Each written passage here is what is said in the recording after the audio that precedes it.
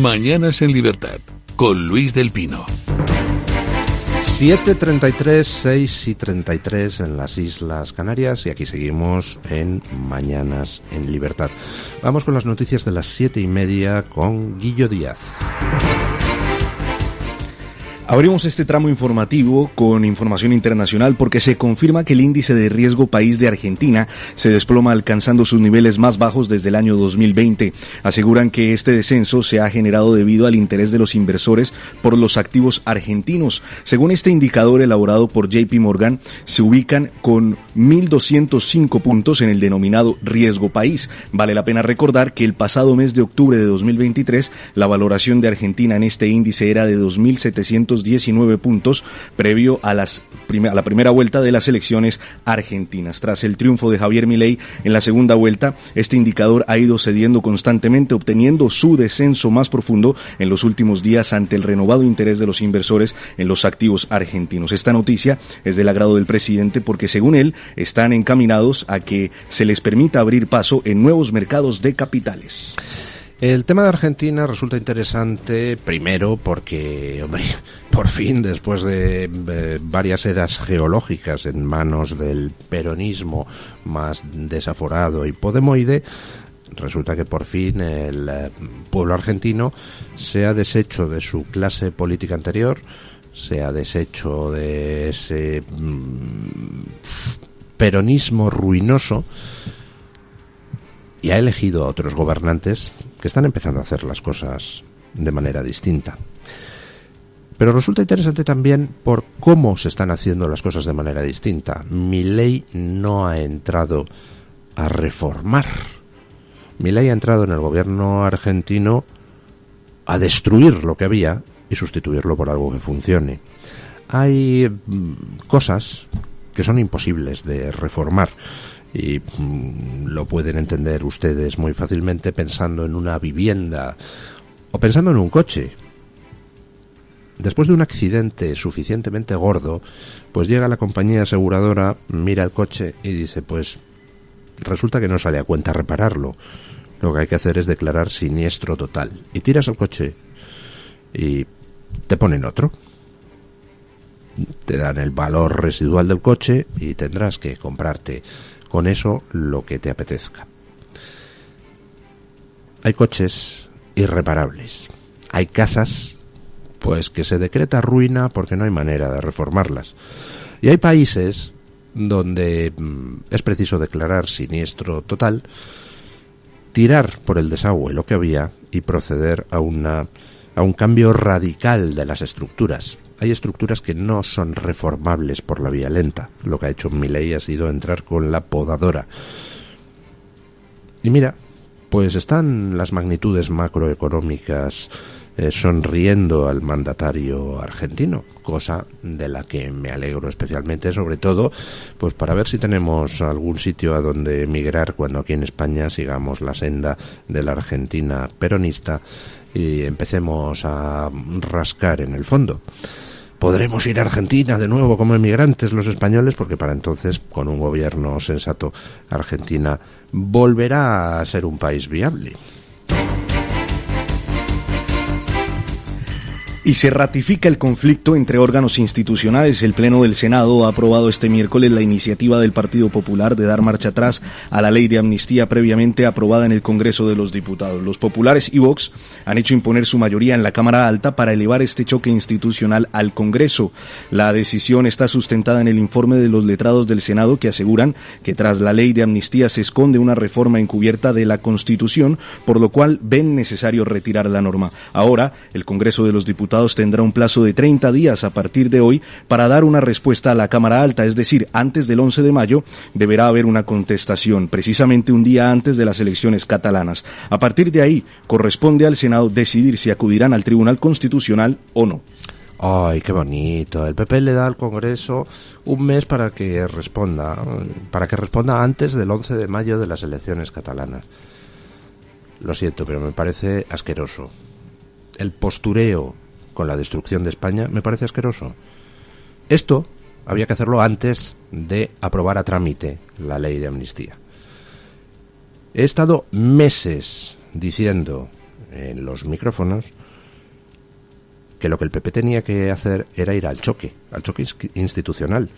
Estamos ante un golpe de Estado, estamos ante un Pedro Sánchez aliado con lo peor de lo peor, aliado con todos los que odian a España y empeñado en destruir la Constitución, la libertad, la democracia y la nación. Ante eso tienes que ir al choque institucional. Lo llevo diciendo meses. Y choque institucional no es esto. Choque institucional es decir, señores, esta ley de amnistía es inconstitucional. Va contra la libertad, la democracia, la nación y la Constitución. Por tanto, no la vamos a tramitar. O por lo menos no la vamos a tramitar sin antes pedir a todo el mundo informes. Al Consejo General del Poder Judicial, a la Fiscalía General del Estado, al Tribunal Constitucional, a las asociaciones de jueces y fiscales, al Vaticano, al gobierno de Ruanda, Burundi, a quien sea. Te buscas la vida para retrasar el tema. Te buscas la vida para ganar tiempo y en último extremo dices, pues no la tramito porque no me da la gana, porque estamos en un golpe de Estado y ante un golpe de Estado, oiga, hay que plantarse. Pero no, va el Partido Popular y la admite a trámite. Llega a la mesa del Senado la propuesta de admitir a trámite la ley de amnistía que les ha mandado al Congreso y resulta que van los del PSOE y votan en contra de que se admita a trámite y van los del PP y votan a favor. ¿Ustedes han visto que haya ingresado en la cárcel o haya sido denunciado alguno de los miembros de la mesa del Senado, del PSOE, que votaron en contra de la tramitación de la ley de amnistía? Votaron en contra porque decían que no les parecía bien que se hubiera puesto en la admisión a trámite una coletilla diciendo que parecía un poco inconstitucional el asunto. ¿Ustedes han visto que alguno de esos miembros del PSOE haya sufrido alguna consecuencia penal? No, ¿verdad? Lo cual quiere decir que los miembros del PP en la mesa del Senado podían haber votado en contra de la admisión a trámite de la ley de amnistía, con lo cual no empezaban a correr los plazos. El PP podía y debía haber dicho, antes de votar la admisión a trámite, vamos a plantearle el conflicto al Congreso, vamos a pedir opinión al Tribunal Constitucional. Cuando nos respondan, porque aquí hay materia para defender que esta ley de amnistía es inconstitucional, pues cuando nos respondan ya decidiremos si la admitimos a trámite o no. Eso hubiera sido ganar tiempo. Ahora, admites a trámite la ley de amnistía en el Senado y ahora planteas un conflicto al Congreso. Oye, retírala y respóndeme antes del 11 de mayo, el día anterior de las elecciones catalanas, para que yo pueda salir a posturear. Fíjate qué malo es Sánchez, el Congreso, Francina Armengol. Fíjate, yo aquí he intentado plantear el pulso constitucional y resulta que no me han querido ni responder desde el Congreso. Pero es asqueroso, sinceramente, señores del Partido Popular. Ya que ustedes admiten a trámite la ley de amnistía, ayudando a Sánchez a dar su golpe de Estado, ahórrense este postureo. ¿Para qué? ¿Para qué lo hacen? ¿Esto hace que los plazos dejen de correr? ¿Esto hace que no se vaya a discutir la ley de amnistía en el Senado? ¿Qué narices es esto? Pues el postureo perpetuo del Partido Popular, que sigue sin plantar cara al golpe de Estado, pero tiene que hacer como que la planta. Carlos Alonso, el candidato de la coalición canaria al Parlamento Europeo, ha propuesto medidas fiscales para los nuevos residentes en las islas. Concretamente, propone crear una tasa para contrarrestar los efectos que está generando el crecimiento demográfico en el archipiélago canario. El candidato propone este debate tras la convocatoria para el próximo 20 de abril de una manifestación bajo el lema Canarias tiene un límite, donde los nacionalistas canarios pretenden reivindicar un cambio de modelo económico que permita poner freno al crecimiento turístico. Desde Coalición Canaria aseguran que son varias las islas las que sufren problemas con las colas en las carreteras, con la reutilización del agua y la distribución de la vivienda. También afirman que en los últimos 25 años la población de Canarias ha aumentado en un más de 500,000 de habitantes. Anda, no me digan que no es bonita esta noticia. Ya sabrán ustedes que todas las noches pues preguntamos a nuestra audiencia ¿qué creen ustedes que debería ser noticia mañana? Queremos que nuestra audiencia participe en la elaboración del calendario informativo. Ya he dicho muchas veces en antena que la guerra cultural empieza en la selección de las noticias. Y ayer, pues un oyente nos mandaba esta noticia. pues que parece una noticia de carácter local, ¿verdad? Una noticia menor. ¿Qué va? Es una noticia preciosa. Resulta que Coalición Canaria está proponiendo que a los nuevos residentes en las islas se les ponga un impuesto, una tasa. O sea, que si tú llegas en patera a Canarias, entonces entras allí y tienes paga, tienes hotel de 4 estrellas a cargo del presupuesto público y bienvenido. Pero, amigo, si tú eres un español de otra región que se va a vivir a Canarias, pues por ejemplo porque te has jubilado y estás hasta las narices de que llueva en tu localidad y prefieres ir a Canarias, que hay un clima muy benigno todo el año, entonces a ti te ponen un impuesto por ir allí. Conclusión, españoles de otras partes de España y europeos de otras partes de la Unión Europea que quieran ir a vivir a Canarias. Lo que tienen ustedes que hacer es, cuando vayan a ir allí a poner su residencia, primero se van a Senegal. En Senegal contratan a una mafia que les lleve a Canarias en patera, y entonces entran en patera, y así no solo no les cobran una tasa por estar allí residiendo, sino que encima lo mismo tienen suerte y les dan una paguita y hotel de 4 estrellas gratis. No me digan que no es bonito. Pero sobre todo, la argumentación. La argumentación es lo más alucinante. La argumentación es que, claro, Canarias tiene un límite y hay que poner límites al crecimiento turístico de las islas. ¿Se acuerdan ustedes el debate cuando Repsol intentó hacer prospecciones en la costa canaria? ¡No queremos petróleo!, decían los propios nacionalistas canarios. ¡No queremos petróleo! ¡Nos va a arruinar el turismo! Y ahora resulta, no tenemos petróleo y el turismo también queremos limitarlo. Está muy bien. Vamos, que Coalición Canaria lo que quiere es que Canarias esté condenada a la pobreza. El canario medio, el canario de a pie, el ciudadano canario de la calle. Porque, por supuesto, los líderes de Coalición Canaria no se pierden ni una sola de las fiestas que dan los cónsules y enviados marroquíes allí en Canarias, y algunas no en Canarias. Yo, de verdad, me gustaría ver cuáles son las declaraciones de bienes en Marruecos y Gibraltar de toda nuestra clase política. Quizá así entenderíamos algunas tomas de postura. No estoy diciendo que sea el caso de los de Coalición Canaria, pero sí estoy diciendo que tengo la sospecha de que a lo mejor es el caso.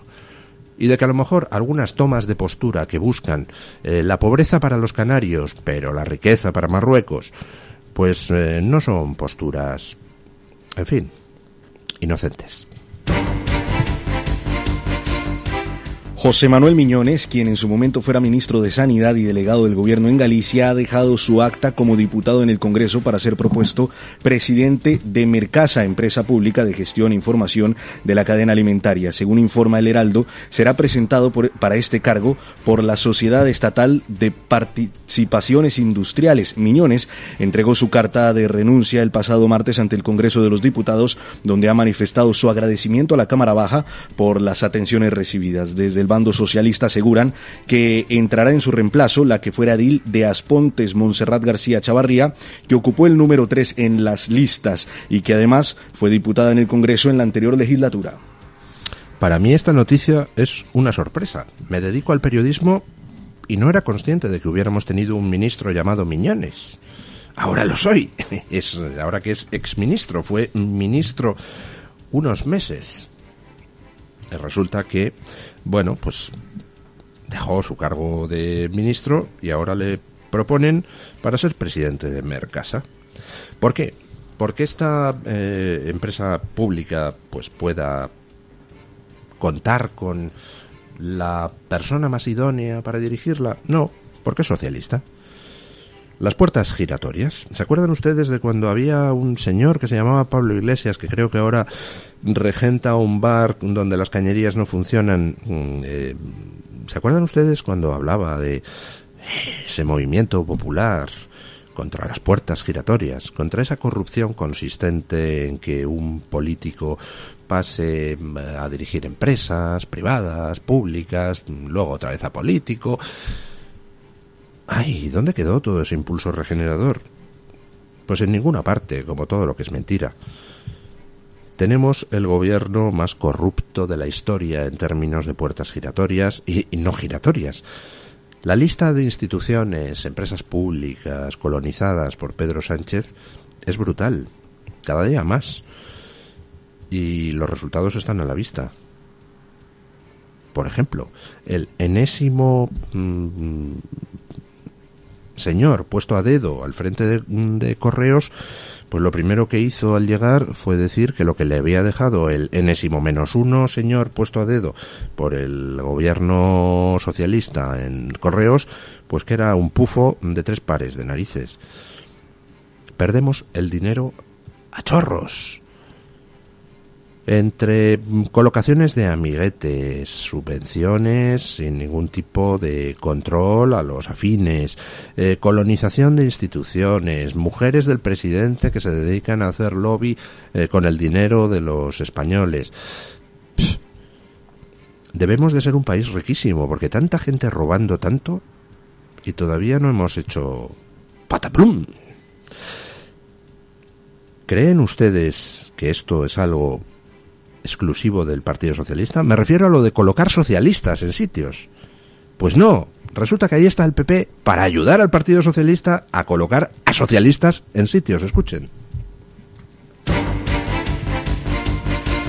Vox revela que Moreno Bonilla, presidente de Andalucía, pretende enchufar a la mujer de Juan Espadas, Carmen Ibanco, entre los funcionarios interinos del SAE que el gobierno andaluz pretende hacer fijos. De esta manera lo ha dado a conocer el portavoz de Vox ante el Parlamento de Andalucía, Manuel Gavira. Carmen Ibanco, esposa del socialista Juan Espadas y experta en WordPress, saltó a la esfera pública tras conocerse que fue una de las personas enchufadas por el PSOE más corrupto en tiempos de la FAFE. Hoy, de nuevo, su nombre es protagonista, tras convertirse en una de las personas agraciadas en conseguir una de las plazas que el gobierno del Partido Popular pretende convertir en fijas. Y que la justicia ha tumbado asegurando que el método ideado por Moreno Bonilla para blanquear el enchufismo socialista no se ajusta a derecho. Y todo esto ocurre mientras miles de andaluces que se esfuerzan por conseguir una plaza en la administración siguen sin poder obtenerla. Asimismo, el portavoz ha asegurado que estamos ante la Andalucía de siempre, ahora con el Partido Popular cómplice del socialismo más mafioso de la historia, ha dicho.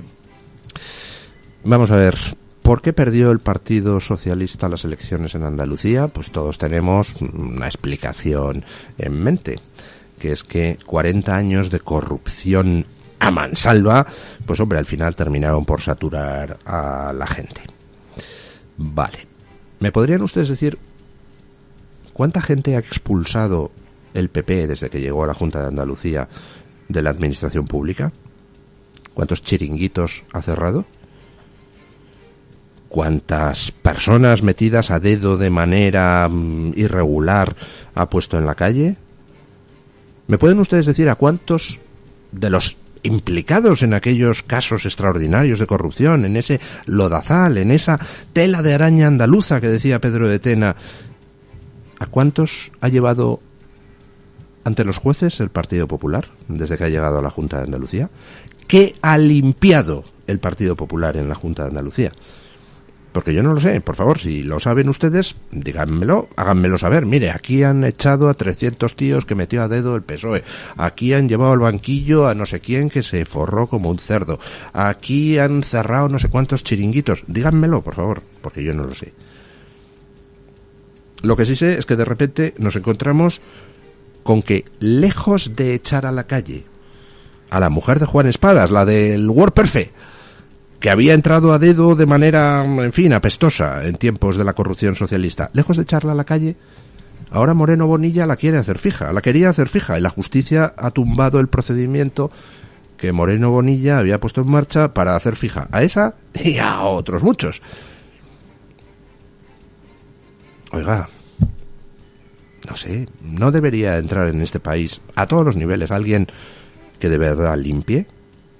Comparen ustedes eso con lo de Milei en Argentina, metiendo la tijera, cerrando ministerios, cerrando organismos, poniendo en la calle a jetas que llevan viviendo del presupuesto público N años sin haber dado nunca un palo al agua. Comparen ustedes las dos maneras de gobernar. ¿Con cuál se quedan? Pues hombre, yo prefiero alguien que entre con la podadora como Milei, ¿no? Bueno, vamos a ver qué trae hoy en portada la Gaceta. Buenos días, doña Rebeca Crespo. ¿Qué tal? Muy buenos días, don Luis. Muy buenos días a todos los oyentes de Mañanas en Libertad.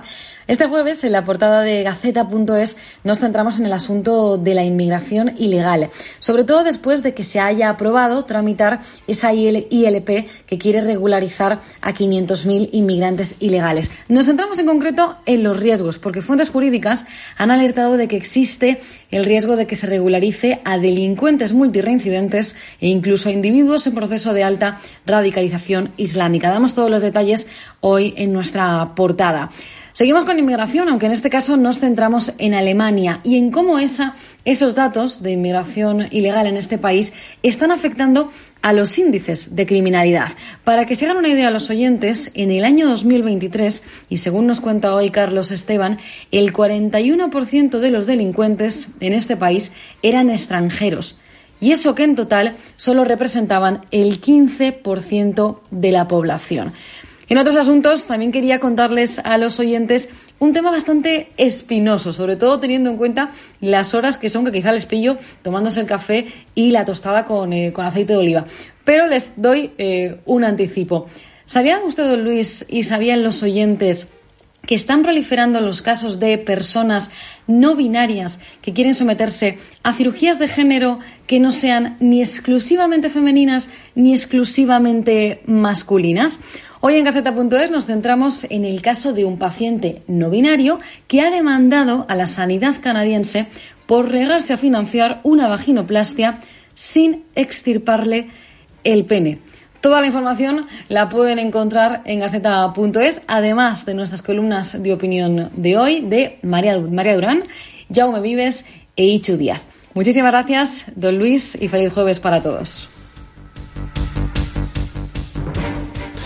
Bueno, y antes de pasar al tiempo y a los deportes, permítanme que meta yo una cuña promocional, simplemente porque como no tengo abuela, pues alguien me tiene que alabar a mí mismo, y quién mejor que yo. Ya tengo en mis manos mi nuevo libro, Yo, el difamado. Fernando VII, autobiografía apócrifa de un buen rey. Y ya me he comprado la careta de goma para las bofetadas que me van a llover de todas partes. ¿Pero qué dice este hombre? ¿Que fue un buen rey Fernando VII? Pues sí, lo digo. Tienen ustedes el libro ya en preventa, pues en todos sitios. En Amazon, en LifeNac, en Casa del Libro, en todos tus libros. Y si no, pues se lo piden al librero de la esquina. Es, pues un trabajo que me ha llevado bastante tiempo de documentación en las fuentes primarias y que espero que a ustedes les haga replantearse algunas de las cosas que creen saber sobre Fernando VII, el rey más denostado de nuestra historia. Una promo y vamos con los deportes. Mañanas en Libertad, con Luis del Pino.